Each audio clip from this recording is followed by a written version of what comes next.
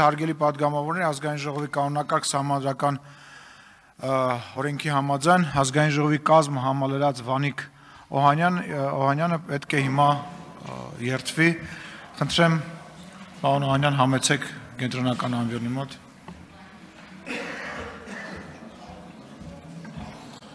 Շնորհակալություն։ Ազգային ժողովի մեծարգո նախագահ, հարգելի պատգամավորներ, սիրելի հայրենակիցներ, հանուն համազգային նպատակների իրականացման և հայրենիքի հզորացման ու բարգավաճման երդվում եմ